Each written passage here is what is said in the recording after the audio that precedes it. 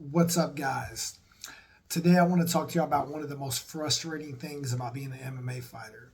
Obviously, there's a lot of things that are frustrating about being a fighter, but one of the most frustrating things that you're going to run into as a fighter, especially someone who's very competitive, is you do jiu-jitsu. Let's say you're at a gym here in America, right? Most gyms teach a little boxing, a little Muay Thai, jiu-jitsu, wrestling. Well, or maybe you cross train in multiple gyms. Well, you're never going to. I'm not going to say you're never, but it's going to be very hard, especially if you're starting later in life, to be able to beat a pure boxer just boxing. And let's say you go into a boxing gym and you start getting your butt whipped sparring, and you say, "Okay, I'm going to focus on my boxing." You focus on your boxing, you start doing good, holding your own with your sparring partners that are just boxing, and then you go to jiu-jitsu practice, and then you start losing and getting your butt kicked there.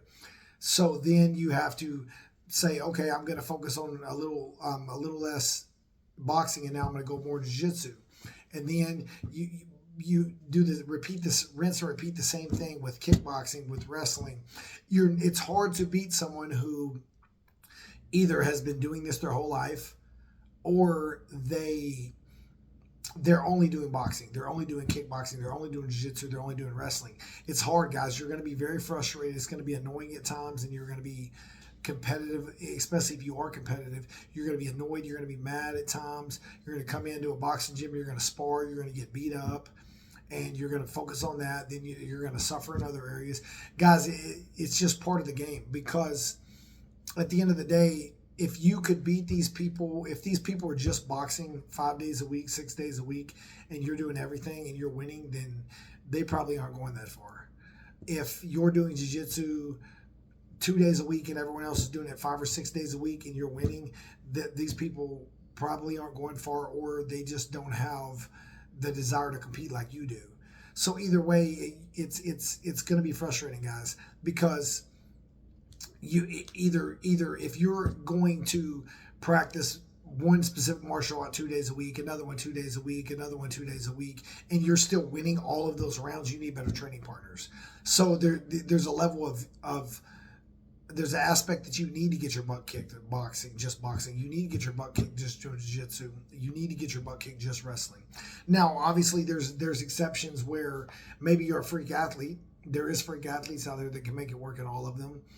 There's people out there that have been trained their whole life that can make that work. But I'm speaking to, let's say, a kid who's been training less than 4 or 5 years, someone relatively new to martial arts.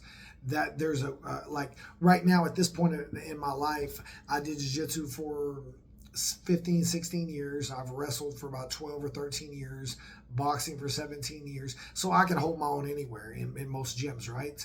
But that took years to develop. So when you're first starting out, guys, you're going to get very frustrated when you go somewhere and you're getting basically outclassed in one specific martial art, and then you're going to go through a phase where you take your focus off of others and focus on this one, and then it's going to make you suffer in other areas as well. It's just a balancing game, guys. And honestly, a good coach should be able to tell you somewhat of a balance of how you should do stuff, but no one for sure can tell you. It's something you're going to have to decide on your own, and you're going to have to make that decision. That way, you don't want a coach to give you, I guess, wrong advice, and then you have bitterness towards that person later on about the situation. But once again, you guys that have subscribed to my YouTube channel and watched my videos over the last few months, my opinion is boxing and wrestling is king for MMA, because hands are always going to land before punches. Hands are always going to land before kicks. Hands are always going to land before kicks, and the wrestler decides where the fight goes. 90% of knockouts in MMA come by hands. They don't come by flying knees or head kicks, and those are great weapons and amazing highlights if you get one, but most of the knockouts come by hands, and then the wrestler determines where the fight is. So those are my opinions on MMA and what your priorities should be. But ask your coach, but don't get frustrated, guys, when you run into people that are better than you at one specific skill set, especially if they're not training others. Something to think about. out and just manage that as best you can, because it's been very frustrating over the years, and I've seen a lot of people get really frustrated and mad about it, especially fighters, because fighters tend to be very competitive, and they tend to have a lot of the real tough street kid fighters. They tend to have like a chip on their shoulder, so they do get mad over stuff that realistically you shouldn't get mad at when the other guy's doing jiu-jitsu 6 days a week and you're doing it too. You should just be practical about it and think about it that way, and be glad you have training partners that can kick your butt. Something to think about, guys. If you're new to martial arts, you're looking for a guide to find a gym near you, get my book, The Ultimate Guide to Choosing Your Martial Arts School Instructor. Link is in the description below. And leave comments, any subjects or anything you'd like me to talk about, guys. Thank you.